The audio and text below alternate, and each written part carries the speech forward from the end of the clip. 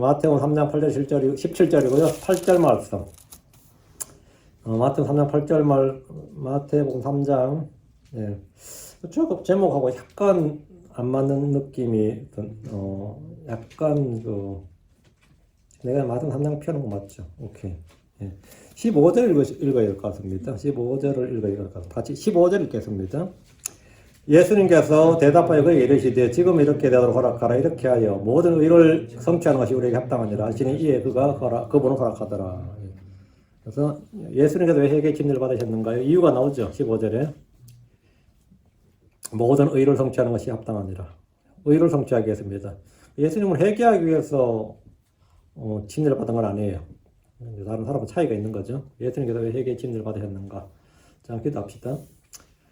위대한 여호와의 주하나님 감사합니다. 오늘로서 이제 2023년 마지막 주의 첫날 예배를 드립니다. 전능하신 주하나님께서 저희를 인도해 주셔서 올 한 해도 참 아무 일 없이 참 평온한 가운데 매주 쉬지 않고 이 예배를 드려주셔서 감사합니다. 또 앞으로 주님 보시는 그날까지 하나님께서 은혜를 베풀어 주셔서 저희가 평온한 가운데 조용한 가운데 영적 생활을 드려 주시고 주님을 섬기고 경배를 드려 주셔서 기도한 일이나 하나님 말씀을 듣는 일이나 또 주께 저희가 뭘 드리는 일이나 모든 것이 평안 가운데 이루어지도록 해주시고 특별히 저희 교회에 어르신들이 많이 있습니다. 몸이 편찮지 않도록 불편하지 않도록 해주시옵소서. 아프지 않도록 해주시고 건강하게 해주시고 특별히 지금 겨울인데 감기나 또 여러 가지 폐렴이나 이런 것들이 걸리지 않도록 해주십시오. 낙상이나 또 어떤 불의의 사고가 있지 않도록 도와주십시오. 또 평생 동안 일을 하느라 지친 몸들이 있습니다. 그래서 잔병들 또 여러 가지 그 증상들이 몸에 쌓여 있다가 지금 드러나는 분들도 있는데 선하신 주님께서 은혜 베풀어 주셔서 정말 몸을 완전히 깨끗하게 치유해 주시고 아버지 하나님께서 은혜 가운데 그렇게 주의 말씀을 듣고 기쁨 가운데 살아가도록 도와주십시오. 전능자 하나님 또 이 오늘은 또 오늘로서 마치고 또 새롭게 시작되는 한 해에 하나님 은혜가 더욱더 차고 넘치게 하시고 여기 있는 이 자리에 있는 모든 성도들이 은혜와 복을 넘치게 부어 받도록 해주십시오. 감사드립니다. 주의 성기도 합니다. 아멘. 예. 오늘 함께 공부할 말씀은 예수님께서 요한에게 나와서 물로 침례를 받으신 아주 유명한 장면입니다. 예수님이 물 침례를 받으셨다. 요한이 광야에서 유대 백성에게 회개하라 이는 하늘의 왕국이 너희는 회개하라 이는 하늘의 왕국이 가까이 있음이니라 이렇게 선포했습니다. 요한은 백성들에게 물로 침례를 주면서 사람들이 해야 할 일을 선포하고 곧 오실 주 예수 그리스도를 믿어야 한다고 말해줬습니다. 사람들은 침례 요한이 그리스도인가 아니면 엘리야인가 궁금해했습니다. 왜? 워낙 이 요한이 권능있게 말씀을 선포했기 때문에 이 사람이 혹시 그리스도 아니면 최소한 엘리야 이런 생각이 확 들 만큼 사람들에게 그런 생각이 들 만큼 이 권능있게 말씀을 선포했습니다. 회개한다는 것은 죄를 자백하고 시인하는 것뿐 아니라 마음을 주께로 돌이키는 겁니다. 그게 회개입니다. 그리고 거기서 끝이 아니에요. 회개에 합당한 열매를 맺어야 됩니다. 요한은 사두개인들과 바리새인들을 독사들의 세대요 그들의 닥칠 정죄와 진노에 대해서 경고했습니다. 침례자 요한은 백성들에게 회개하지 않을 때 이 말 엄중한 경고를 말했습니다. 누가복음 3장 9절에 그리고 이제 또한 도끼가 나무들의 뿔에 놓여 있으므로 그러므로 좋은 열매를 맺지 않으면 모든 나무는 찍히며 또 불 속에 던져지느니라. 회개에 합당한 열매를 맺지 않으면 회개의 열매를 맺지 않으면 뭐라고? 불 속에 던져진다 이거예요. 도끼가 지금 나무들의 뿔에 놓였다 이거예요. 가지가 잘리면 어떻게 살긴 살잖아요. 가지가 잘리고 뭐 줄기가 잘려도 살아요. 근데 뿌리에 놓였다잖아. 뿌리에. 그러니까 이건 완전한 멸망을 말하죠. 뿌리에 놓였다 이 말은 완전한 멸망이에요. 지옥 던져지는 건 완전한 멸망이죠. 우리 주께서도 회개하지 않는 도시들을 꾸짖으셨습니다. 또 말씀하시기를 그러나 너희가 회개하지 아니하면 다 그와 같이 멸망하리라. 회개하지 않으면 한다? 멸망한다. 회개하지 않으면 어떻게 된다? 회개합당 열매를 맺지 않으면 불 속에 던져진다 이거예요. 그 회개한다고 하면 그 의미가 뭐냐? 회개의 열매를 맺어야 한다 이거예요. 침례자 요한은 침례를 받으러 오는 각 사람들에게 회개 열매를 맺는 방법을 말해줬습니다. 전부 다 누가복음으로 갑니다. 3장 10절 그냥 3장에 펴놓으세요. 14절까지 해야 되니까 누가복음 3장 10절 사람들이 주께 와서 그러면 우리는 무엇을 하리까? 주님은 묻는 그들에게 겉옷이 2벌 있는 자는 하나도 없는 자에게 나눠줄 것이요 먹을 것이 있는 자도 그렇게 하라. 먹을 것이 없는 자는 뭐라고? 예. 겉옷이 2벌 있는 자는 하나도 없는 자에게 나눠주고 먹을 것이 있는 자도 그렇게 하라. 이게 뭐냐? 이웃사랑이죠. 이게 회개라고 회개 열매라고요. 세리들도 침례를 받으러 와서 선생님이요 12절입니다. 선생님이요 우리는 무엇을 하리까? 이게 주님 뭐세요? 너에게 정해준 것 이상으로 거두지 말라. 세리는 막 법대로 거두라. 거두는 거는 세금을 거두는 건 잘못이 아니에요. 근데 너에게 정해준 것 이상으로 거두지 말라. 착취하지 말라 이거예요. 응? 그것이 뭐냐? 세리들이 맺어야 될 회개 열매라고요. 이것이 그들이 맺을 회개 열매입니다. 회개 열매란 죄들을 버리고 선을 향하고 의를 향하는 겁니다. 침례를 받으러 온 군사들로 물었어요. 그럼 우리는 뭐 하냐? 3장 14절. 우리는 무엇을 하리까? 이에 주께서 아무도 폭행하지 말라. 또 아무에게도 거짓으로 고소하지 말라. 그리고 너희가 받는 급료로 만족하라. 군인들에게 폭행하지 말라고요. 군사력을 민간인에게 쓰지 말라고. 또 거짓으로 고소하지 말고 돈 뜯어내려고 하는 거죠. 고소하는 거는. 그리고 너희가 받는 급료로 만족하라. 응? 정부에서 정해준 급료로 충분히 만족하라고. 그럼 우리 굶어 죽는데요. 그게 회개 열매다 이거예요. 급료로 만족하라고요. 회개 열매를 맺으는 것이 다 이런 겁니다. 회개 열매는 뭐냐? 예, 율법에 맞는 의로운 행동을 하는 겁니다. 의로운 행동을 하는 게 열매예요. 침례자 요한을 회개하지 않는 사람, 회개 열매를 맺지 않는 사람들이 받을 심판도 말해줬습니다. 나무뿔에 놓인 도끼, 불로 받는 침례가 뭐냐? 회개의 열매를 맺지 않는 사람이 받을 심판입니다. 요한의 침례는 회개 침례입니다. 다시 마태복음 3장 11절. 나는 참으로 회개에 이르도록 너에게 물로 침례를 주노라. 침례를 왜 줬다는 거예요? 너희가 회개에 이르도록 나는 참으로 회개에 이르도록 너에게 물로 침례를 주노라. 성경 반복해서 요한의 침례를 딱 규정해요. 회개의 침례 이렇게. 마가복음 1장 4절, 누가복음 3장 3절, 사도행전 13장 4절, 19장 4절 전부 다 회개의 침례이라고 합니다. 요한은 온 이스라엘에게 회개에 이르도록 물로 침례를 줬는데 침례를 받으러 온 사람들 중에 주 예수 그리스도가 계셨습니다. 그 침례를 받으러 온 사람들 중에 예수님이 계셨다고. 예수님이. 그분은 죄가 없는 분이십니다. 해가 없으신 분입니다. 그분은 변함도 없고 해전하는 그림자도 없으십니다. 그분의 입술에는 간교함이 없습니다. 교활함도 없습니다. 그분께서는 회개의 물침례를 받을 필요가 없는 분입니다. 회개할 일이 없는 분이라고. 그분은 선하시고 의로우신 분입니다. 그분은 죄가 없으신 분이고 죄를 알지도 못하시는 분임에도 불구하고 그분께서 요한에게 나와서 침례를 받으셨습니다. 그분은 죄를 자백하거나 회개의 열매를 맺어야 할 무엇도 없었습니다. 그럼 주님은 왜 침례를 받은 겁니까? 회개의 침례를 왜 받으러 온 거예요? 자, 그럼 예수님이 요한에게 물로 침례를 받은 이유가 뭡니까? 첫째, 모든 의를 이루시기 위해서입니다. 주께서는 요한이 물로 침례를 주는 사역이 하나님께서 난 것임을 인정하시고 확증하셨습니다. 예수님께서 물로 침례를 받으심으로 모든 사람이 다 회개하고 침례를 받아야 한다는 사실이 확정됩니다. 예수님도 침례를 받는데 누가 침례를 안 받아? 예수님도 침례를 받는데, 응? 그 죄가 없으신 예수님도 침례를 받는데, 그 하나님께서 정하신 일은 뭐다? 예수님께서 사람을 육신을 입고 오셨기 때문에 하나님께서 정하신 일은 내가 순종한다 이거예요. 요한은 예수님을 증언했듯이 예수님은 요한의 침례가 하늘로부터 난 것임을 공개적으로 확증해 주었습니다. 만약 예수님이 요한의 침례를 받지 않았다면 예수님도 안 받으셨는데 이래 되죠. 그 요한의 사역을 부정하고 불신하는 결과를 초래하게 됩니다. 둘째, 예수님은 모든 면에서 우리와 같이 되셨기 때문입니다. 예수님이 왜 침례를 받으셨느냐? 주님은 우리와 같은 죄 있는 사람의 모습이 되셨고 동일한 살과 피를 취하였습니다. 그분은 죄가 없으셨지만 예수님은 모든 점에서 우리와 똑같이 시험을 받으셨습니다. 우리와 모든 면에서 동일한 모습, 죄 있는 육신의 모양을 입고 오셨기 때문에 회개의 물침례를 받으신 겁니다. 모든 면에서 우리와 똑같이 되셨기 때문입니다. 셋째, 요한의 침례를 받은 사람들은 우리 주님의 말씀을 받아들였습니다. 요한의 침례를 받지 않았던 사람들은 하나님의 계획을 거절했습니다. 예수님은 요한의 뒤를 이어 물로 침례를 주셨습니다. 예수님의 제자들은 요한보다 침례를 더 많이 줬습니다. 이는 요한의 사역이 요한 개인의 사역이 아니라 우리 주 하나님의 사역이심을 선포한 겁니다. 우리 주 하나님의 사역이다 이거예요. 넷째, 요한의 침례를 통해서 예수님께서 이스라엘에게 하나님의 아들이심을 공개적으로 선포하시기 위해서입니다.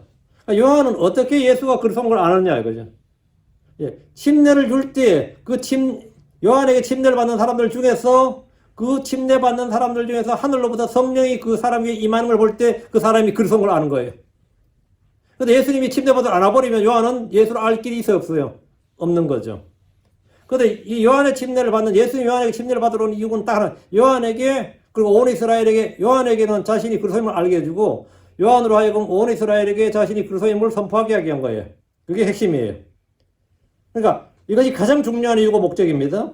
요한은 메시아를 증언하러 왔지만 그리고 하늘의 왕국이 가까이 있다. 그 말은 왕이 너희들 가운데 있다. 가까이 있다는 걸 말을 했지만 그가 누구인지를 특정을 못했어요. 메시아가 왔다는 건 자기도 아는데, 요한도 알아. 근데 그가 누구인지는 몰라. 누구인지 몰라요? 그 누구인지를 알려줘야 되는 게 이제 요한의 사역이에요. 그렇죠? 그분이 누구냐? 근데 그분이 누군지 알지 못했습니다. 다만, 하나님께서 말씀을 주셨는데, 하늘로부터 성령이 비둘기같이 내려와서 그 위에 머문 걸 보면, 그 사람이 메시아다. 그 사람이 그리스도라는 걸 알았습니다. 요한은 이 사실을 유대인들에게 선포했습니다. 이제 누구든지 하늘로부터 성령이 비둘기처럼 임하는 사람이 나타나면, 바로 그 사람이 그리스도입니다. 그 사람이 그리스도입니다. 오순절에 사도들 위해, 제자들 위해 성령이 임할 때는 비둘기같이 임하지 않았습니다. 불의 혀같이 임했죠. 그 예수님께서는 죄가 없으신 분이기 때문에 성령이 하늘에서 비둘기같이 임했고, 우리는 육신은 다 죄를 갖고 있는 사람들이기 때문에 불같이 임했던 거죠. 그 당연히 임하는 모습이 당연히 달랐던 겁니다. 그건 당연히 달랐고요. 예. 비둘기같이 임한 사람은 예수도 한 분밖에 없어요. 딱 한 분밖에 없습니다. 예. 그 안에 죄가 없으면 예수님 한 분밖에 없단 말이죠. 그 예수님이 요한에게 물로 침례를 받으실 때 성령이 위로부터 비둘기같이 그분이 임하심으로 요한이 선포한 그분이 누구인지 요한 자신뿐만 아니라 공개적으로 모든 사람에게 알려졌습니다. 요한이 미리 선포한 하늘의 왕국, 그리스도가 예수님이라는 사실이 물로 침례를 받을 때 공개적으로 드러났습니다. 그럼 그날 침례 받으러 온 사람들은 전부 다 이분이 누구다? 그리스도다. 이렇게 그걸 알게 되는 거죠. 예. 자, 그럼 본문 보겠습니다. 8절입니다. 그러므로 회개에 합당한 열매를 맺으라. 요한은 침례를 받으러 오는 사두개인들과 바리새인들을 독사들의 세대라고 엄히 경고하면서 회개에 합당한 열매를 맺으라고 했습니다. 회개에 합당한 열매란 죄를 버리고 의를 행하는 겁니다. 율법에 맞는 일을 행하는 것이 회개에 합당한 열매입니다. 크리스천들은 복음에 합당한 삶을 사는 것이 회개의 열매입니다. 우리는 생각의 열매, 행위의 열매, 입술의 열매 등 좋은 열매를 더 많이 맺어야 됩니다. 열매를 맺지 못하는 가지는 어떻게 된다? cut off, 잘린다. 열매를 맺지 못하는 나무는 찍혀 불 속에 던져집니다. 좋은 열매, 성령의 열매를 맺는 것은 회개로 시작됩니다. 사두개인들이나 바리새인뿐 아니라 모든 사람들이 다 회개에 합당한 열매를 맺어야 됩니다. 회개에 합당한 열매를 맺으라. 사도행전 11장 30절 하나님께서 이같이 무지하던 때를 눈감아 주셨으나 이제 모든 곳에서 모든 사람에게 회개하라 명령하시나니 회개하라 repent 이걸 명령하셨다잖아요. 회개하라고 명령하셨다. 교회도 회개해야 됩니다. 성도들도 늘 자신을 돌아보고 죄를 시인하고 자백하고 회개하고 회개에 합당한 열매를 맺어야 됩니다. 회개에 합당한 열매를 맺어야 돼요. 응? 계시록 3장 19절에 내가 사랑하는 자들을 다 책망하고 징계하노니 그런 열심을 내고 회개하라. 내가 사랑하는 자들을 다 책망하고 교회하는 말이에요. 징계하노니 그런 열심을 내고 회개하라. 그 회개는 믿지 않는 자들도 해야 되고 그 믿어야 되죠. 그럼 믿는 자들 교회도 해야 된다 이거예요. 응? 회개 열매란 회개하지 않으면 맺을 수 없는 게 회개 열매입니다. 회개 열매는 회개해야만 맺을 수 있는 거죠. 성령 열매는 성령을 받아야만 맺을 수 있는 열매죠. 그렇지. 회개 열매라는 것은 회개하지 않는 사람 절대 맺을 수 없는 게 회개 열매예요. 회개에 합당한 열매를 맺으라. 회개에 합당한 열매를 맺으라. 회개의 침례는 죄를 자백하고 침례를 받은 이들이 회개의 열매를 맺도록 하려는 겁니다. 기도해야 기도 열매가 맺히고 회개야 회개 열매가 맺히고 성령을 받아야 성령의 열매 맺히고 내 안에 생명이 있어야 생명의 열매가 맺히고 내 안에 의가 있어야 의의 열매가 맺히고 열매란 것은 그 생명의 결과예요. 내가 열매를 만드는 게 아닙니다. 열매는 조작할 수 있는 것도 아니고 만들 수 있는 게 아니에요. 열매는 있어야 씨앗이 있어야 맺히는 거지. 회개에 합당한 열매를 맺으라 그러면 어떻게 되는 거죠? 회개에 합당한 열매를 뭐가 있어야 뭐 맺힐 거 아니에요. 하나님께서 회개하라잖아요. 회개하라. 회개 열매란 회개하지 않고는 맺을 수가 없는 겁니다. 여러분 기도 응답 기도를 해야 뭐 응답을 받지 뭐 할 거 아니야. 기도를 해야. 응? 하나님 말씀을 통해서 말씀 읽어야 뭐가 되지. 응? 말씀 읽지도 않고 무슨 말씀이 근데 말씀면은 어떻게 받아? 말씀 듣거나 읽거나 뭘 해야 묵상을 하거나 뭘 해야 뭐가 있는 거지. 응? 회개의 침례는 죄를 자백하고 침례를 받은 이들이 회개 열매를 맺도록 회개 침례 왜 좋냐? 회개 침례는 죄를 자백하고 그 침례를 받은 이들이 회개 열매를 맺도록 주는 겁니다. 이게 회개 침례예요. 9절. 그리고 너희 속으로 우리는 우리 아버지로 계신 아브라함이 있다. 우리 아버지로 계신 아브라함이 있다 말하리 생각하지 말라. 실로 내가 너에게 말하는 이는 하나님께서 너희 이 돌들로도 아브라함에게 아들들을 일으키실 수 있기 때문이니라. 그러니까 요한은 침례를 받으러 온 사람들에게 계속해서 경고의 말씀을 하고 있는 겁니다. 그리고 너희 속으로 우리는 우리 아버지로 계신 아브라함이 있다 말하리 생각하지 말라. 이게 뭐예요? 이것은 유대인들의 선민의식을 제거하라 이 말입니다. 너희들이 택함받은 민족, 택함받은 백성, 하나님의 아들들 뭐 이런 이 선민의식, 특권의식이 있는데 그 선민의식, 종교적 선민의식을 제거하라 이거예요. 그들은 아브라함의 후손이고 혈통적으로 하나님의 백성, 하나님의 아들들이라 생각했지만 그거 틀린 말도 안 해요. 그러나 성경은 겉으로 유대인이 아니고 아브라함의 지라고 해서 다 아이들이 아니다 이거예요. 아니다 이거예요. 중요한 것은 육체의 할례가 아니라 마음의 할례고 우리 아버지는 아브라함이라고 자랑하는 유대인들에게 주님은 너희 아비는 뭐다? 막인이라 이랬습니다. 우리 아버지는 아브라함이다. 주님은 아니다. 너희 아버지는 막인이라 했어요. 너희 아비는 막인이라. 얼마나 황당한 말이야. 응? 그래서 우리가 육신적으로 아브라함 혈통에도 아브라함이 왔으니까 그거는 다 쓸데없는 소리고 그게 구원의 요건이 아니다 이거죠. 육신의 아버지를 자랑하지 말고 영적인 아버지가 누구인지 너희 믿음의 아버지가 누구인지 그게 더 중요하다 이거예요. 침례자 요한은 실로 내가 너에게 말하노니 하나님께서 능히 이 돌들로도 아브라함의 아들들을 일으키실 수 있기 때문이니라 했습니다. 하나님은 전능하신 분으로 이 돌들로도 아브라함에게 아들들을 일으키실 수 있습니다. 하나님 흙으로 사람을 짓는 게 아무 문제가 없었습니다. 하나님 진토로 사람들을 만드셨고 남자의 갈비뼈로 여자를 만드셨고 하나님께서는 돌들로도 아브라함의 아들들을 일으키실 수 있다는 것은 그분께서 어려운 일도 없으시고 불가능한 일도 없다는 겁니다. 돌들로 만들었다. 흙으로 만들었다. 뭐가 중요하냐 이거예요.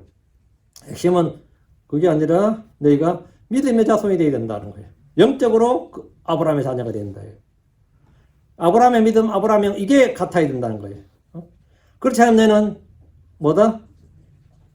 너희 아비는 막인이라요. 본문서 요한이 말하는 것은 아브라함의 자손이라 육신의 가치는 그냥 돌들이랑 똑같다. 여기는 돌들이랑 똑같다는 겁니다. 돌들이 불러. 그 아무것도 아니다 이거. 한국 사람 말하면 똥이다 이 말이야. 개쓰레기다 이거야. 그건 아무것도 아니다. 거기 가치 두지 말라고요. 10절입니다. 그리고 이에 또한 도끼가 나무들의 뿔에 놓였도다. 그러므로 좋은 열매를 맺지 아니하는 모든 나무는 찍혀 불속으로 던져지리라.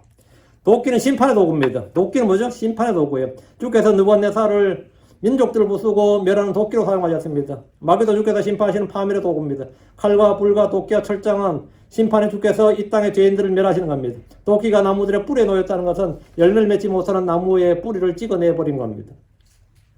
10절은 그러므로 좋은 열매를 맺지 아니하는 모든 나무는 지켜 불속으로 던져지리라. 그러므로 좋은 열매를 맺지 아니하는 모든 나무는 지켜 불속으로.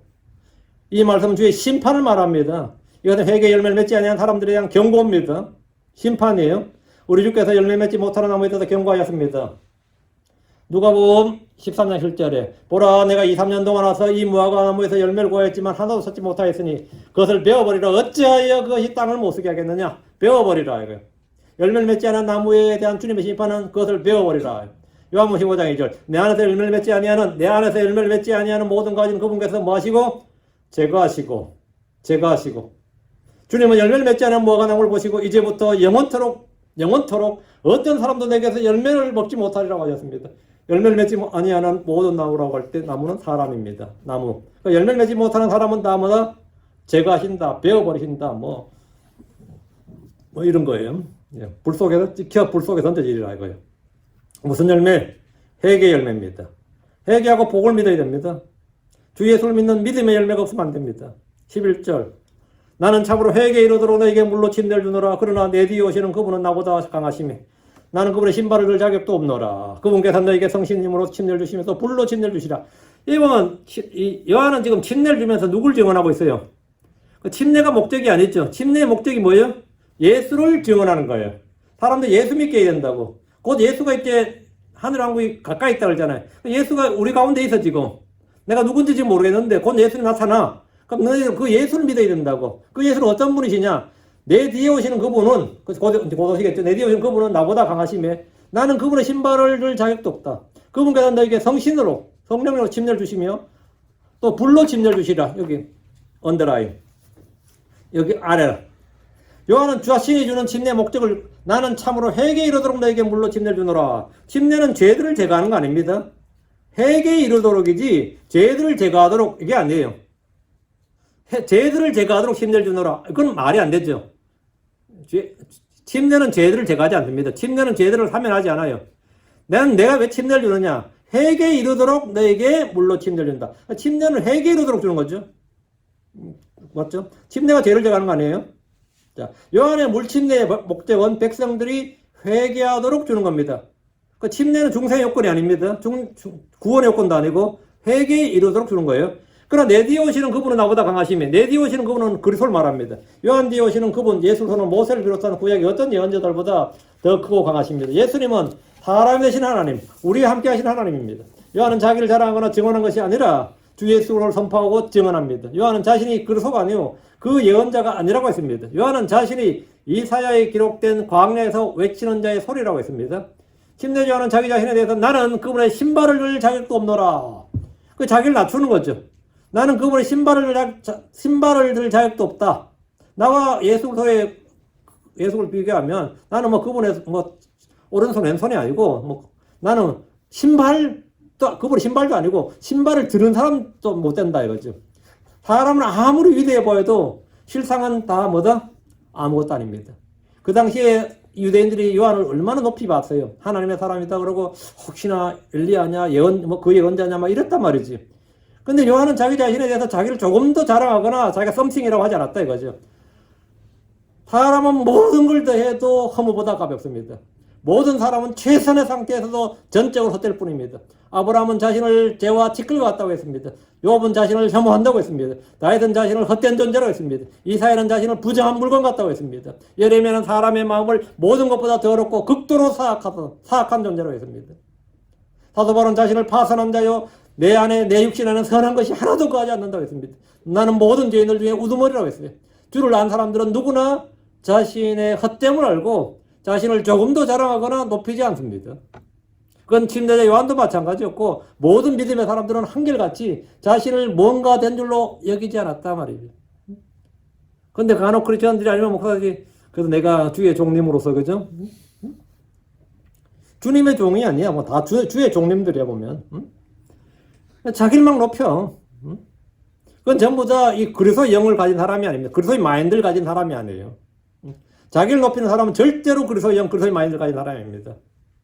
그리스도의 마인드를 가진 사람은 언제나 자신은 모든 것보다 헛되고 더럽고 사악하고 아무것도 아닌 존재다. 이렇게 주를 아는 사람들은 항상 자신을 낮춥니다. 침례자 요한은 자기 뒤에 오실 그리스도이신 그분의 신발을 들 자격도 없다고 했습니다. 요한은 예수 그리스도에 대해서 증언하기를 그분은 내 뒤에 오시지만 요한보다 나보다 앞서신 분이라고 했습니다. 요한은 회개에 이르도록 물로 백성들에게 침례를 줬지만 그분은 백성들에게 성신으로 홀리고스트. 이거 본문에 홀리고스트하고 나옵니다. 우리 이제 예전에 우리 이 성경에는 다 홀리고스트를 다 성신으로 번역했어요. 그러다가 언제부터 갑자기 왜 다 성령으로 바꿔버렸는지 지금도 그건 잘 이해가 안 됩니다. 이건 왜 바꿨냐면 킹제임스 성경이 처음에 들어왔어요, 한국에. 그 홀리고스트였죠. 근데 이제 RB가 들어온 거예요. 리바이즈 버전이 들어오면서 NIV도 이렇게 들어오면서 거기 전부 다 홀리고스트가 없어져 버린 거예요. 현대분은 전부 다 홀리 스피릿으로 바꿔버린 거예요. 그러면서 다 성령이 돼버린 거죠. 개혁도 그래서 거의 맞춰버린 거죠. 처음에 초기 한국 기독교인은 다 성신이라고 그랬습니다. 그때는 왜? 초기 선교사들은 북장로교든 남장로교든 감리교 선교사든 한국에 들은 선교사들은 전부 다 킹제임스 성경을 들고 들어왔어요. 그러니까 다 성신이었지. 그러다가 이제 성경이 바뀌면서 한국 성경도 당연히 한국 성경 개혁 성경이라고 하죠. 개혁 성경의 뜻이 뭔지 알죠? 리바이즈 버전이라는 뜻입니다. RB가 들어온 거예요. RB에 맞추니까 성신이 성령으로 바뀌어버린 거죠. 예. 우리는 킹제임스 성경을 사용하니까 이 11절에 보면 그렇게 나왔죠. 홀리고스트하고 대문자로 쫙 박혀있죠. 박혀있어 안 박혀있어요? 박혀있지. 근데 왼쪽에는 왜 성령님하고 적혀있어요? 왜 그럴 것 같아요? 개혁을 참아? 이것까지 바꿀 용기는 안 나는 거예요. 응? 이것까지 바꾸면 잘못한 이단 소리 들을까봐. 어차피 킹제임스 성경은 이단 소리 들어. 그거 바꾸고 안 바꾸고 한다고. 뭐 이단 소리, 이단 3단 소리 안 듣는 거 아니야. 난 그거 한단 안 한다고 뭐 달라지는 거 없어요. 어쨌든 성경에 그래 돼 있으니까 우리는 성경 기록대로. 그래서 그분께서는 너에게 성신님으로 침례를 주시며 또 불로 침례를 주시라 했죠. 예수님께서는 믿는 자에게는 뭘 주신다고요? 성신으로 침례를 주시고 회개하지 않고 복을 믿지 않는 자에게 뭘로 침례를 준다? 불로 침례를 준다고요. 이거 굉장히 중요한 말입니다. 성신님으로 침례를 주시며 또 and 불로 침례를 주시리라 해요. 그러니까 He shall baptize you with the Holy Ghost, and with the fire죠. 그러니까 이거 두 개 완전 분리되어 있다고. 킹잼 성경 두 개가 완전 분리되어 있겠는데, 근데 개혁 성경은 이걸 분리하시고 합칠시켜요. 어떻게? 그는 성령과 불로 너에게 침례 주실 것이요. 이래놨거든. 성령과 불로라고 묶어버렸다고. 그래서 성령이 뭐가 되는 거죠? 성령과 불로 침례 주니까, 신자는 무슨 침례를 받는 거야? 성령 침례 또는 불 침례. 그 성령 침례 이꼴 불 침례가 된 거지. 그래가지고 그렇게 집회에서 불로 그 노래가 나오는 거예요. 그럼 말도 안 되는 소리지. 불로 침례 받는다는 것은 지옥불에 던져지는 거예요. 불로 침례하면 큰일 나지. 근데 뭐 하여튼 뭐 김들의 말은 불같이 하고 불로 그거는 진짜 유명한 찬송가거든요. 그래 막 손들고 불로 침례를 달라면 진짜 하나도 황당하지. 근데 막 밤새 뭐 외치니까 또 뭐 많이 불렀는데 또 강사 또 앞에 서면서 하고 시작합시다. 또 갑자기 또 불러야 되네. 야, 황당하지. 불러 계속 불러야 되는데 이 성령 침례고 불 침례로 생각을 하는 겁니다. 근데 성령 침례와 불 침례는 완전히 다른 거예요. 성경에는 7가지 다른 침례가 나옵니다. 첫째가 모세 침례죠. 이것은 출애굽 때 홍해를 건널 때 백성들이 구름과 물 가운데 받았던 침례예요. 그게 모세의 침례입니다. 민족적으로 이스라엘 백성들이 광야의 회중의 성도들이 광야의 교회가 민족적으로 받았던 침례가 모세의 침례예요. 둘째가 이 요한의 물 침례입니다. 이것은 이스라엘이 회개에 이르도록 요한이 준 침례입니다. 셋째, 그를 속해서 받으신 고난의 침례죠. 주께서 제자들에게 내가 받는 침례 이렇게 말씀하셨습니다. 마가복음 10장 38절에 너희는 내가 마시는 잔을 마실 수 있느냐, 그리고 너희는 내가 받는 그 침례로 침례를 받을 수 있느냐. 내가 받는 그 침례, 십자가 고난이죠. 주님이 받으신 고난과 십자가의 죽음이 이제 주님이 내가 받는 침례, 그 고난의 침례입니다. 넷째가 유대인의 침례입니다. 이것은 오순절에 사도들이 유대인들에게 선포한 물 침례입니다. 요한의 침례, 유대인의 침례는 거의 같은 내용으로 회개와 침례, 죄들의 사면을 선포했습니다. 침례는 왜 주는 거예요? 베드로가 너희는 회개하라 이렇게 했잖아요. 그 죄들의 사면을 위해 침례를 받으랬는데 그 왜? 예. 침례는 회개를 위한 것이었으면 사면을 위한 게 아니라 죄들의 사면을 위한 것이 아니라 그래서 그 말씀 거의 요한의 침례와 그 비슷한데 차이는 이 사도행전에서 받았던 침례는 예수의 이름 주의 이름으로 침례를 받았어요. 예수의 이름으로 침례를 받았다고. 요한은 예수 이름 침례를 안 줬죠. 그냥 침례 줬지. 예. 이때는 거의 같은 내용이긴 한데 유대인들의 침례는 주 예수님의 이름으로 받은 침례입니다. 죄들의 사면을 받기 위해서 죄들의 사면을 받아서 이제 죄들 사면으로 받는 침례입니다. 다섯째가 이방인의 침례입니다. 이 침례는 주 예수를 믿는 이방인들이 받는 침례예요. 여기서 뭐죠? 예수 이름 침례를 받는 게 아니라 아버지와 아들과 성령 이름으로 침례를 받습니다. 우리 아버지와 아들과 성령 이름으로. 왜? 유대인들은 하나님 아버지와 성령을 본래부터 믿고 있었어요. 아버지와 성령으로 침례를 받을 이유가 없어. 그건 예수를 배척했기 때문에 예수 이름으로 침례를 받으면 돼. 근데 이방인들은 아버지도 성령도 예수도 그리고 다 아버지와 아들과 성령으로 침례를 주라. 이건 우리 주님께서 제자들에게 마태복음 28장 19절 그렇게 명령하셨어요. 아버지 아들과 성령으로 침례를 주라고. 응? 그러니까 그 이방인의 침례. 이 침례는 선한 양심의 고백입니다. 여섯째가 이제 성령 침례. 그리스도 안으로 받는 침례인데 이건 크리스천들의 침례입니다. 이 침례는 그리스도인들이 받은 영적 침례로서 그분의 죽으심 안으로 침례를 받는 겁니다. 우리는 이 침례를 통해서 그리스도와 함께 죽었고 함께 묻혔습니다. 이 침례는 우리가 그리스도의 몸 안으로 잠기는 침례입니다. 일곱째 마지막 침례가 불침례입니다. 불로 침례. 불침례는 오늘날 많은 크리스천들이 성령 침례라고 성령 세례, 성령 침례로 주장을 하는데 불침례는 그게 아니고 불로 소금 치담을 받으리라 하는 이 지옥불을 말합니다. 성령의 침례를 받지 못한 사람들이 다 불로 침례를 받게 됩니다. 그게 이제 불침례, 지옥불을 말합니다. 불호수 던져지는 거. 지옥불이 지옥불. 자, 12절입니다. 자, 이 마태복음 강의는 지금 이 교리적인 게 꽤 많이 나와요. 그렇기 때문에 지금 굉장히 상세하게 지금 저희들이 마가복음, 누가복음, 요한복음 다 강의했는데 지금 마태복음을 제일 상세하게 강의하고 있습니다. 예. 그 정도 논점이나 이런 게 많기 때문에 그래요. 논쟁거리도 많고, 오해할 것도 많고, 이렇기 때문에 굉장히 공부를 잘 해놔야 됩니다. 마태복음만 해도 뭐 나머지 거는 아무것도 아닙니다. 다 연결되기 때문에. 12절. 그분의 손에는 키가 있으니, 키가 있다. 이거 알죠? 키가 뭔지 아시겠어요? 또 이 사람은 잘 모를 텐데, 이렇게 채가 있죠. 그거는 밀가루나 이런 걸 가루 같은 거 내리는 거 채로 그런다 그러죠. 키는 이렇게 바람으로 하는 겁니다. 바람으로 하는 게 키가 있다 그러는데, 그분의 손에 키가 있으니 그분께서 그분의 타작마당을 철저히 깨끗하게 하시며 깨끗게 하시며 그분의 알곡을 모아 곳간에 들이시라. 그러나 그분께서 죽전에는 끌 수 없는 불로 태우시라. 지금 아까 도끼도 나오고 어떤 뭐죠? 불이 계속 나오죠. 심판이죠. 요한은 자기 뒤에 오실 그분의 손에 뭐가 있다? 키가 있다는 거예요. 키는 뭐냐면 타작할 때 쓰는 거예요. 키는 바람을 이용해서 곡식의 죽쟁이를 분리해내는 겁니다. 알곡과 죽쟁이를 분리해내는데 농촌에 사는 사람들이라면 타작할 때 사용하는 이 키를 누구나 다 잘 압니다. 근데 요즘이야 이런 거 잘 안 쓰죠. 다 자동으로 다 하지. 기계가 다 잘 돼 있으니까 좀 예전에만 해도 다 썼어요. 저희 집도 키가 있었고 저도 이거 많이 까불어 봤습니다. 콩이나 뭐 할 때 하면 이렇게 분리해가지고 짝짝 해가. 근데 할머니가 너 나한테 잘 시켰죠. 이거 이만큼 해놔라 그러면 막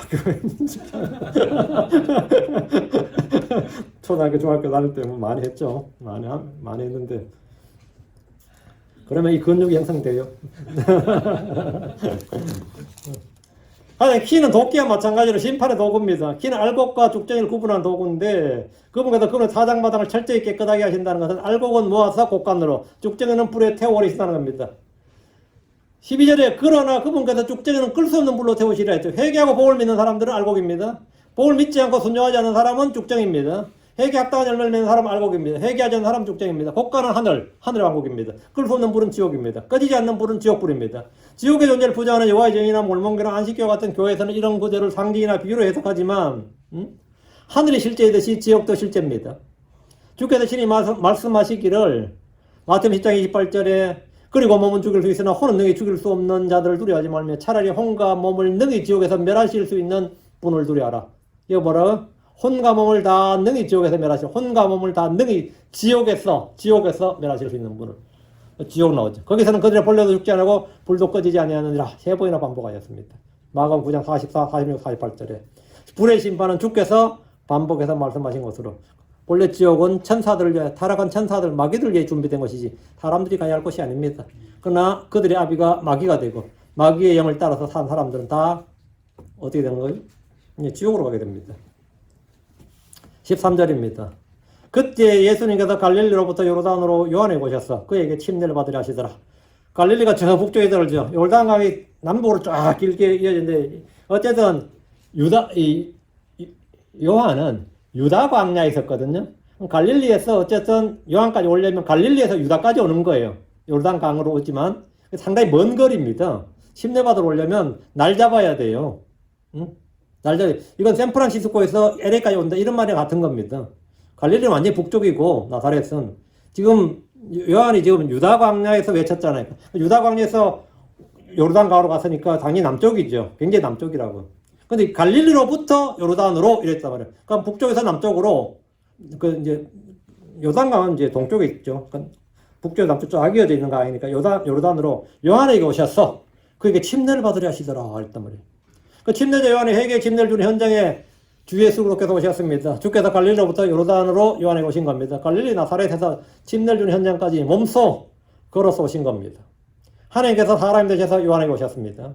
지난 30년 동안 이스라엘에 드러나지 않으셨던 그분께서 드디어 공개적으로 자신을 온 이스라엘에게 드러내신 겁니다. 그분이 요한에게 오신 것은 자신이 그리스도임을 요한을 통해서 대중에게, 온 이스라엘 회중에게 공개하려 하시는 겁니다. 내가 그리스도라는 것을 공개하려 하시는 거예요. 주님이 자신을 공개적으로 드러내시는 방법이 요한에게 와서 침례를 받으시는 겁니다. 그 예수님은 이미 12세에 자신이 누구인지 알았고 자기가 해야 될 일이 무엇인지 알았고 자기 아버지가 누군지 알았고 다 알았어요. 어제 제가 설교할 때 이야기했지만 그 마리아가 요한 따로 불러서 출생의 비밀을 말해주지 않아도 아들아 사실은 네가 이렇게 태어났느니라 이렇게 말 안 해줘도 그럼 막 예수님 충격받아가지고 그러면 내 아빠가 아니었어요 이러는 거. 그 한국의 드라마에 나오는 그런 거 없이 예수님이 이미 그냥 알고 있었어요. 뭐 요셉이 따로 불러가 사실은 내가 네 아버지 아니다. 네하고 나하고 피 한 번 안 섞였다. 이런 말 안 해도 돼. 요한 이미 알고 있었어요. 어릴 때부터 알고 있었다고. 그 출생의 비밀 그런 거 말 안 해도 되고 너는 앞으로 뭐 이거 해야 된다는 이런 거 안 해도 예수님 자신이 할 일도 다 알고 계셨습니다. 근데 다만 시간을 그냥 기다리신 것이지 어느 날 그건 아니죠. 어느 날 예수님 갑자기 난 하나님의 아들이야 깨닫거나 계시를 받고 그런 것도 아니고 그냥 알고 있었어요. 근데 요한은 그분이 누구인지는 알지 못했지만 예수님은 요한이 누구이며 그의 사역이 무엇인지를 알았습니다. 문제는 요한의 침례가 회개 침례라는 겁니다. 근데 주님은 자백할 죄나 회개할 죄가 없어요. 덕분에 이 구절은 많은 사람들에게 해석을 필요로 하는 구절이 된 겁니다. 예수님만은 죄가 없습니다. 예수님은 죄를 짓지 않으시고 죄를 알지도 못하시는 겁니다. 그러나 그분은 죄 많은 육신의 모양으로 오셨고 죄로 인하여 육신 안에 죄를 정죄하셨습니다. 로마서 8장 3절에 율법 육신으로 말미암아 연약하여 능히 하지 못하는 것을 하나님께서 하셨나니 곧 자신의 아들을 죄 많은 육신의 모양으로 보내시고 자신의 아들을 예수 그리스도를 죄 많은 육신의 모양으로 보내시고 또 죄로 인하여 육신 안에서 죄를 정죄하셨느니라 이랬죠. 예수님은 죄가 없으시면 맞는데 죄 많은 육신의 모양으로 보내시니까 죄 많은 육신의 모양으로 오셨고 죄로 인해 육신 안에 죄를 정죄하셨다잖아요. 예수님은 우리의 죄를 담당하신 분이에요. 우리의 연약함을 담당하셨습니다. 그러면 우리의 죄와 저주가 되신 분입니다. 그럼 그분은 모든 면에서 우리가 갖게 될 필요가 있었단 말이죠. 그러나 그분은 하나님께서 우리가 필요로 하는 모든 걸 행하신 겁니다. 내가 받아야 할 고난, 내가 받을 정죄와 저주, 내가 받을 죽음과 심판, 내가 받아야 할 수치와 멸시, 내가 가야 할 지옥을 주께서 대신 직접 담당하셨듯이 그분은 내가 받아야 할 회개 침례도 받으신 겁니다. 받으신 거예요. 이거 다 대속인 겁니다. 어떤 분이 예수님은 왜 지옥에 가셨을까요? 왜 지옥 갔거든? 네 때문에 갔지.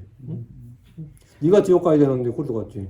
우리 교회 저희 교회 홈페이지에 누가 댓글에 예수는 왜 지옥에 갔을까 이래서는 안 되는데 네 때문에 갔다 이렇게 그걸 뭐 묻고 있어. 응? 네 지옥 한번 내려갔지. 응. 그걸 몰라서 묻는 거예요. 응. 예수님 왜 물침대 받았어요? 이렇게 해서 의를 이루는 거 합당하다잖아. 뭐 헷갈릴 게 뭐 있어요? 14절입니다. 그러나 요한이 그분을 말리며 말하기를 내가 당신에게 침례를 받을 필요가 있는데 당신이 내게로 오시나이까. 요한이 침례를 받아. 요한은 죄인이에요. 아무리 하나님의 예언자고 뭐 주의 영을 받았던 간에 요한은 죄인이에요. 요한은 침례를 받아 회개 침례를 받아야지 하는 거죠. 요한은 침례를 받으러 오시는 예수를 말리면서 말했습니다. 내가 당신에게 침례를 받을 필요가 있는데 당신이 내게로 오시나이까. 요한은 하나님의 예언자로서 단번에 그분이 보통 사람이 아닌 걸 딱 알아본 거예요.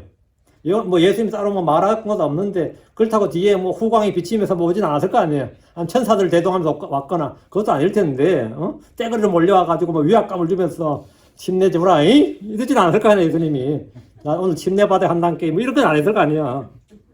근데 요한이 그냥 딱 보고 그냥 뭐예요? 아직 그분의 성령이 임하는 걸 보지도 못했는데 그분이 자기보다 크신 분이면 한눈에 알아본 겁니다. 왜? 요한에게는 뭐가 있다? 요한은 예언의 영, 예언자였단 말이죠. 요한은 자신도 회개가 필요한 죄인이라는 사실을 알았습니다. 그 역시 다른 사람들과 마찬가지로 회개 침례를 받아야 할 연약한 죄인의 불가함을 알고 있었습니다. 이는 백성들의 죄를 대속하기 위해서 헌물드리는 제사장들이 자기들도 동일한 죄인들임을 아는 것 같습니다. 요한은 예수님이 오는 걸 보자 내가 당신에게 침례를 받을 필요가 있다고 했습니다. 이는 그리고 당신이 내게로 오시나이까. 근데 요한은 침례를 받으러 오시는 예수님이 자기보다 큰 자임을 안 겁니다. 그 어떻게 알았냐? 그냥 알았어요. 이거는 선험적 지식이라고 합니다. 선험적 지식, 생득적 지식이라. 한국말로 이게 있는데 생이지지라 그래요. 생이지지. 그냥 태어나면서 아는 거야. 학이지지가 아니다. 우리는 배워서 아는 게 있죠. 그건 이제 학습을 통해서 안다. 그 배워서 안다. 그걸 학이지지라 그래요. 생이지지라 그래요. 아무리 배워도 모르는 놈 있지. 그 고니지지라 그럽니다. 근데 그거는 뭐 어쩔 수 없고. 근데 이 요한이 지금 예수님 안 거는 생이지지야. 그 예수님이 자신이 하나님 아들인 안 것도 그것도 생이지지야. 딱 누가 뭐 가르쳐 줄 필요가 있는 게 아니라 그냥 아는 거예요. 그냥 아는 거예요. 예. 15절입니다. 이에 예수님께서 대답하여 그에게 말씀하시기를 지금은 그리하도록 그것을 허락하라. 그리하여 모든 의를 성취하는 것이 우리에게 합당하니라. 그때 그가 그분께 허락하였더라. 근데 사실 이게요, 이 사람이 크게 성공하고 하는 사람들은 대부분 다 핵심이, 우리는 그렇죠. 그 사람이 통찰력이 있다, 뭐 미래를 보다 안목이 있다, 그러죠. 그게 다 생애지지입니다. 그래서 그걸 특별히 배워서 아는 게 아니라, 한국에서 보면 뭐 정주영 씨나 뭐 이병철 씨나 뭐 박정희 씨나 뭐 옛날에 뭐 이승만 같은 그런 분들 있잖아요. 그 사람들은 그냥 그렇게 학술해서 아는 게 아니라 그냥 안 거예요. 응? 한국에 뭐가 필요한지 이런 거를 그냥 그러니까 그 뭐 밑에 경제학 박사 뭐 받은 뭐 연구소 쫙 있고 해놓아도 그 사람들보다 우리 왕 회장님이 훨씬 더 학문을 제대로 배우지 않는 왕 회장님께서 앉아서 천리였다잖아요. 앉아서 천리였다 그 말하죠. 그게 그런 겁니다. 응? 그 사람들은 뭐 특별히 학위지지가 아니었던 거죠. 근데 그런 사람들이 사실은 세상 만들어 나갑니다. 응? 그런 사람들이 하는 말 있잖아. 그게 앞으로 그래야 된다는 게 내 눈에만 보이나 그런 거 있잖아요. 응? 그 배운 사람들은 그런 거 못하거든. 막 분석하고 뭐 하고 하는데 진짜 그런 사람들이 있는데 뭐 예언자들은 다 그런 사람들이었던 거죠. 하나님께서 주의 영을 주셔가지고 그냥 아는 거지. 예. 그 예수님께서 15절, 예수님께서 대답하여 그에게 말씀하시기를 지금은 그리하도록 허락하라. 그것을 허락하라. 그 침내주라고요. 그래야 모든 의를 성취하는 것이 우리에게 합당하니라. 모든 의를 성취하는 것.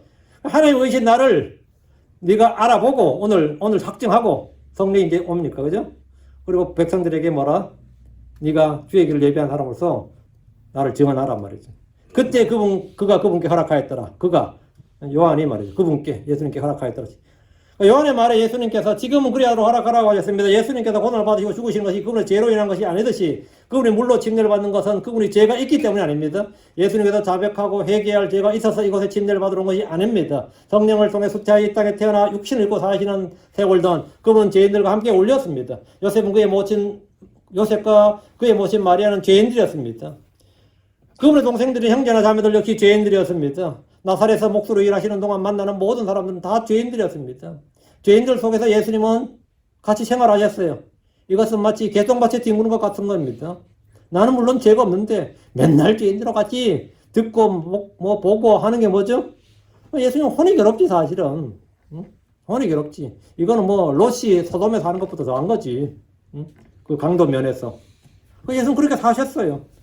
근데 그때 사람들에게 이 젊은 예수님이, 니들 그 땅에 살다 다 죽어. 지옥 가. 이럴 수 없는 거 아니야. 한 30대까지 예수님은 진짜 혼이 괴로운 가운데 살았던 거죠, 실은. 나사렛에서. 응? 그러다가 나무로 문짝으로 문 만들어 달라고 놓고 돈 떼먹는 데 있었을 때고, 그죠? 응? TV 걸어가지고 잘못됐니, 공사 잘못됐냐고. 별의별 놈 다 했었을 거 아니야. 그게 주님께서 직접 이 땅에 오셔서 사람들 같이 살아보니까 어때요? 참, 내 하늘에서 볼 때도 인간들 다 이런 줄 알았지만 직접 겪어보면 또 느낌이 다르잖아, 이게. 안 그래요? 이 쌍놈의 새끼들 진짜 같이 살아보니까 하늘도 너무한 거 아니야, 진짜. 그렇다고 내 자신은 하나님인데 이럴 수 없는 거 아니야. 나사렛에 그러겠어요? 네가 지금 나한테 사기치냐? 이럴 수 있는 건 아니잖아. 응? 그래? 인간들이 얼마나 악한지 사실은 말도 못합니다, 사실은. 근데 예수님도 농사 짓는 게 아니라 나무로 목수였다며. 사실은 뭐죠? 거래를 해야 된다고. 이러면 진짜 인간 더러운 꼴 다 봅니다. 사람은 거래를 해보면 말이죠. 인간 본성을 다 보겠대요. 여러분 미국에서 장사해보신 분들 다 아시죠? 인간이 얼마나 진짜 사악한지를. 응? 아니. 이건 마치 완전 개똥밭에 뒹구는 것 같은 겁니다. 예수님이 육신 입고 여기 산다는 것은 진짜 개똥밭에 뒹구는 것 같은 거예요. 그분은 죄를 짓지 않았다고 해도 죄인들 가운데 살았던 건 분명합니다. 지금은 그리하도록 허락하라. 이것은 그분께서 요한에게 물로 침례를 받는 것을 허락하라는 겁니다. 요한이 예수님에게 침례를 줌으로써 그는 예수님에게 영적 권위자가 되거나 영적 아버지가 되는 게 아니라, 요한이 예수님의 영적 아버지가 되는 게 아닙니다. 영적 스승이 되는 게 아니에요. 주의 명령에 순종하는 종이 되는 겁니다. 주님께서 그것을 허락하라. 명령에 순종해서 침례를 준 거니까 요한이 그래서 내가 예수한테 침례 준 사람이요. 이게 아니라고. 예수님의 명령에 순종한 뭐죠? 그분의 종이 되는 거죠. 요한은. 그래야 모든 의를 성취하는 것이 우리에게 합당하니라. 주 예수님께서 요한에게 침례를 받는 것이 의를 성취하는 것이고 요한에게나 주 예수님에게 합당한 일이고 이스라엘 백성들에도 합당한 일이 가치 있는 일이다 말이에요. 합당하다는 것은 가치 있는 일이다 이거예요. 모든 의를 성취한다는 게 뭡니까? 예언을 성취하듯이 주의 뜻, 주의 말씀, 주의 계획을 믿음으로 순종해서 행하는 것이 의를 성취하는 겁니다. 16절. 그리고 예수님께서 침례를 받으시고 곧바로 물속에서 올라오셨을 때에 또 보라 하늘들이 그분께 열렸더라. 그리고 그분께서 하나님의 영이 비둘기처럼 내려오시는 것과 자기 위에 내려 앉으시는 것을 보셨더라. 예수님께서 물로 침례를 받으실 때 하늘들이 그분께 열렸습니다. 그리고 그분께서 하나님의 영이 비둘기처럼 내려오시는 것과 자기 위에 내려 앉으시는 걸 보셨습니다. 요한은 예수님에게 침례를 줌으로써 그분이 그리스도임을 확실히 알게 되었고 그분을 증언하게 됩니다. 벌써 오실 때도 내가 나보다 크신 분인 걸 알았고, 근데 이제 침례를 주고 보니 뭐죠? 확증이 된 거죠. 하나님께서 요한에게 그리스도가 누구인지 아는 방법을 말씀해 주셨기 때문입니다. 요한복음 1장 31절에 또 내가 그분을 알지 못하였노라. 그러나 그분이 이스라엘에게 드러나야 하느니라. 나는 그분을 알지 못하는데 그러나 그분이 이스라엘에게 드러나야 돼. 어떻게 드러나는 거예요? 그러고 내가 와서 물로 침례를 주느라. 그 요한이 물로 침례를 주는 이유가 뭐였어요? 목적이 뭐였어요? 예수를 드러내기 위한 것이었어요. 사실은. 그 백성들을 회개에 이르도록 하는 것도 목적이었지만 가장 큰 목적은 뭐였죠? 그분이 이스라엘에 드러나야 된다고. 메시아가 이스라엘에게 드러나야 된다고. 그래서 내가 와서 물로 침례를 줬다고. 그러니까 요한은 그분이 계시다는 걸 알았지만 누군지를 알지 못했고 그분이 이스라엘에 드러나야 되는데 그분을 특정하지 못했습니다.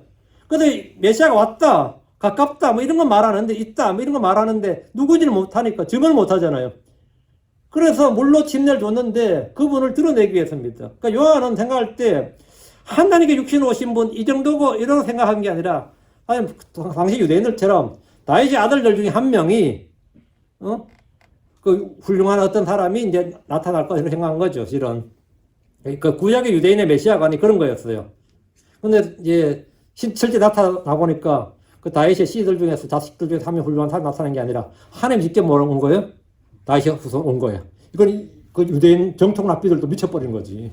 이런 교리는 우리의 교리가 아닌데, 지금 유대의 정통 교리도 이건 아닌데, 응? 하나님이 직접 사람이 돼서 오셨다. 여기는 완전히 막 좀 도전을 받는 거죠. 그 요한도 처음에는 이제 물로 침례를 주면서 내가 침례 주는 사람들 중에 한 명이 메시아다. 여기까지는 요한도 알았어요. 근데 드디어 이 사람일 것 같다는 것은 이제 직접 하는데 그분이 그냥 내가 생각하기에 그런 정도의 그런 사람이 아니었어요. 하나님 자신이었다고. 아, 이건 진짜 엄청난 이야기지. 그 요한복음 1장 32절에 침례를 이제 주면서 하는 말이 요한이 하는 말이에요. 그리고 요한이 증언하며 말하기를 내가 성령께서 비둘기같이 하늘로부터 내려오는 것과 그것이 그분이 모은 것을 보았노라. 그건 자기 체험을 이야기하는 거죠. 나는 봤다고. 요한은 물로 침례를 주면서 한 사람이 물에서 올라올 때 성령께서 비둘기같이 하늘로부터 내려온 걸 봤습니다. 성령이 그분 위에 머문 걸 봤다 이거예요. 요한이 백성에게 침례를 준 이래로 처음으로 드디어 요한에게 침례 받은 사람이 얼마나 많아요. 드디어 처음으로 누굴 만난 거예요. 성령이 위로부터 임하는 한 사람을 본 거예요. 그럼 이 사람이 누구예요? 그래서 온 거죠. 이제 드디어 찾았다 이거예요. I found it. 찾았어. 그리스도를 찾았다 이거예요. 오늘 드디어 그리스도를 찾은 겁니다. 요한의 백성들에게 수많은 백성들이 침례를 준 이래 처음으로 드디어 그리스도를 찾은 겁니다. 근데 요한은 이런 장면을 보면서도 그분을 알지 못했다는 것이 요한 1장 3절 그럼에도 나는 그분을 알지 못하였노라. 이게 무슨 소리야? 그러나 나를 보내어 물로 침례를 주게 하신 그분 바로 그분께서 내게 성령이 누구에게 내려와 그 위에 머무는 것을 내가 보거든 바로 그가 그 성신으로 침례를 주시는 분이시라 말씀하셨느니라. 사실 자기는 알지 못했는데 주님께서 하나님께서 내게 말씀을 해주었다는 거예요. 그분이 뭐다? 예, 그가 바로 성신으로 침례를 주시는 분. 그럼 그래 끝난 거지. 그래서 하나님께서 요한에게 성령이 내려와 그 위에 머무는 사람을 보면서 그가 바로 성신으로 침례를 주시는 분. 그리스도라는 사실을 말씀해 주셨습니다. 이로써 요한은 물로 침례를 주면서 바로 그분이 그리스도인 걸 알게 된 겁니다. 요한의 사역이 그리스도를 드러낸 것인데 드디어 이스라엘에 그분을 선포하고 증언할 수 있게 된 겁니다. 요한복음 1장 34절 이에 내가 보았으며 또 이분이 하나님의 아들이심을 증언하였노라. 이에 내가 보았으며 자, 뭘 본 거죠? 성령이 그 위에 비둘기같이 임하는 걸 봤고 이분이 하나님의 아들이심을 증언하였노라. 그래서 그날부터 요한은 이제 예수를 증언한 거죠. 요한은 자신이 어떻게 그분이 그리스도임을 알게 되었는지 주님의 계시를 받은 내용을 바탕으로 그분이 성신으로 침례를 주시는 분이고 하나님 아들이시고 이분이 바로 세상죄를 제거하신 하나님 어린 양이다. 이렇게. 그래야 모든 의를 성취하는 것이 우리에게 합당하니라. 이 말씀이 여기서 이루어진 거죠. 17절입니다. 지금 잘 따라오고 있죠? 그리고 보라 하늘로부터 하는 음성이 있어 말씀하시기를 이 사람은 내 사랑하는 아들이요 그를 내가 매우 기뻐하노라. 하늘로부터 하는 음성이 있었다잖아요. 예수님께서 침례를 받고 올라오실 때 하늘로부터 성령이 내려와서 그분이 임하셨고 요한을 봤다 그랬어요. 하늘로부터 하는 음성이 있어 이 사람은 내 사랑하는 아들이요 그를 내가 매우 기뻐하노라고 하셨습니다. 들었죠. 이제 요한은 이제 이분이 메시아 그리스도라는 걸 확증한 거죠. 하늘에 계시는 아버지께서 친히 예수님의 신원과 신분과 지위를 확증해 주셨습니다. 그분은 하나님이 사랑하는 아들이요 그분의 독생자십니다. 그분은 하나님이 낳으신 아들입니다. 하나님께서 내가 이날 너를 낳았노라 하신 예언의 말씀에 따라 친히 낳으신 아들이 바로 이분이야. 이분 누구? 예수 그리스도라고요. 하나님 아버지께서 그를 내가 매우 기뻐하노라 하셨습니다. 예수님은 아버지의 기쁨이셨고 아버지께서 기뻐하시는 일들만 행하셨습니다. 우리 역시 하나님의 기쁨을 위해 창조되었고 하나님의 기쁨을 위해서 존재합니다. 그게 계시록 4장 11절이에요. 우리는 하나님의 기쁨을 위해 창조되고 존재한다고. 하나님께서 우리를 기뻐하신 아들, 그를 내가 매우 기뻐하노라. 자신의 독생자 예수 그리스도에 대해서 말씀하셨듯이 이제 새롭게 성령으로 태어난 우리, 새로운 창조물은 우리에게 동일하게 기뻐하는, 하나님께서 우리를 기뻐하고 사랑하는 아들이 된 겁니다. 내가 누구다고? 물론 난 너싱인데 이제 내가 그리스도 안에서 어떤 존재인 거죠? 하나님 나가신 아들, 하나님 기뻐하신 아들, 하나님 받아주신, 하나님이 사랑하시는 아들이 된 겁니다. 그럼 여러분이 애정결핍 걸릴 일이 있어 없어요? 없지. 그게 없는 겁니다. 크리스천들은 허무함이 없는 거예요. 허무함이 없는 사람들이 크리스천들입니다. 근데 허무함이 있는 크리스천들이 많이 있어요. 그런 사람들은 외부의 강한 압력이나 그 극심한 스트레스나 이런 게 오면 감당을 못해요. 내가 교회는 오래 다녔는지 몰라도 그때 이제 드러납니다. 이 사람이 정말 내가 그 사람 안에 그리스도가 있는지 없는지가 드러나요. 응? 예수 믿은 지 30년이 됐는데 왜 이렇게 허무할까요? 이런 사람이 있거든요, 실은. 목회한 지 몇 년이 지났는데, 수십 년이 지났는데, 요즘 따라 굉장히 참 허무함을 많이 느낍니다. 마음에 공허함을 많이 느낍니다. 하는 목회자들도 있습니다. 선교사들도 있고, 특히 뭐 열매 없는 뭘 봤을 때, 내가 평생 이지하고 뭐 할까, 이런 분들 있죠. 제가 어제도 설교하고 집에 갔는데, 어제 사람이 오늘도 사람 없는 데서 설교하고 왔는데, 나 아무렇지도 않는데 하고 나가서, 나 아무렇지도 않는데, 나 아무렇지도 않아요. 나 전혀 공허하지 않습니다. 전혀 허무하지도 않고, 전혀 공허하지도 않고, 여기 텅 비었다고 해서 내 마음이 같이 공허해지나, 그건 아니에요. 이게 공간이 공허해지겠지. 사람이 공간이 공허해지는 것이지, 내 마음이 공허해지지 않습니다. 많은 분들은 거기 영향을 그대로 받죠. 그대로 받지. 우리는 나를 가득 채우신 분이 누구다? 세상보다 크신 분, 내 마음보다 크신 분. 예수 그리스도가 계신다고요. 여러분은 그 예수 그리스도로 말미암아 그런 게 있을 수가 없습니다. 있어서도 안 되고 올해도 그렇고 남은 모든 날들 동안 여러분 안에는 주님으로 충만함이 있길 바랍니다. 은혜가 충만하든 성령이 충만하든 하여튼 충만해야 돼. 가득 채는 충만한 정도가 아니라 넘치는 그런 생수가 넘치고 성령이 넘치는 그런 기쁨이 넘치고 은혜가 넘치고 하여튼 넘치는 성도들이 되길 바랍니다. 우리 교회 말씀 진행에는 그냥 필드 정도가 아니라 오버조이드 항상 오버 넘치는 그런 성도들로 그렇게 하나님께서 복 주시길 바라고 기도합시다. 위대하시고 거룩한 주 하나님 감사합니다. 이 땅에서 저희가 사는 날 동안 참으로 여러 헛된 것, 악한 것, 참 더러운 것 많이 보고 듣고 삽니다. 저희도 육신의 몸을 갖고 있고 아버지는 또 죄들의 몸 가운데 그렇게 살고 있습니다. 아버지 하나님께서 은혜 주셔서 저희가 새로운 창조, 그리스도 안에서 새로운 창조물이요 새 사람이 되었습니다. 아버지 하나님, 저희가 진리의 말씀으로 태어났습니다.